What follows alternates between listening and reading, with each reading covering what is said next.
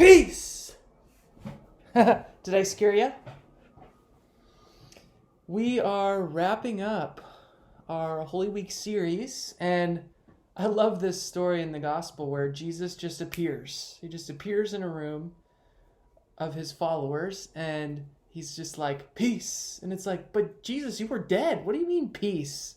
I think it's so funny. So I'm going to wrap things up here from Luke chapter 24, starting in verse 36.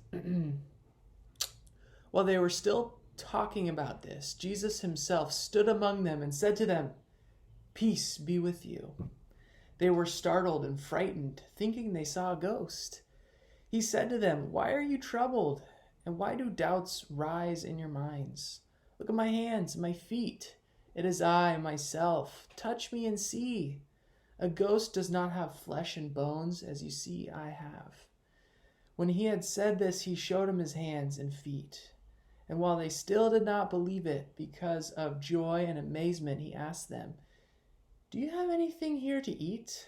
They gave him a piece of broiled fish, and he took it and ate it in their presence. He said to them, "This is what I told you while I was still with you. Everything must be fulfilled that is written about me in the law of Moses, the prophets, and the Psalms." Then he opened their minds so they could understand the scriptures. He told them, "This is what is written. The Messiah will suffer and rise from the dead on the third day, and repentance for the forgiveness of sins will be preached in his name to all nations, beginning at Jerusalem. You are witnesses of these things. I am going to send you what my Father has promised, but stay in the city until you have been clothed with power from on high." I love this story.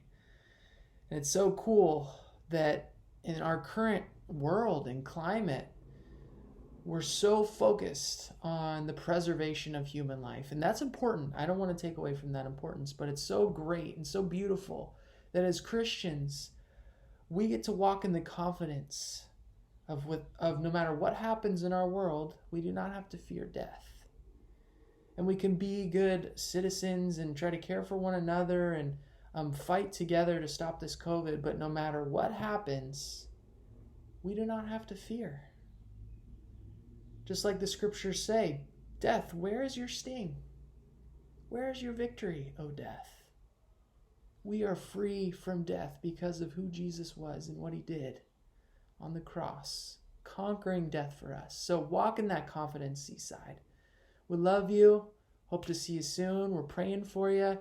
And let's rejoice this week that we do not have to fear death, that Jesus conquered it. Love you guys.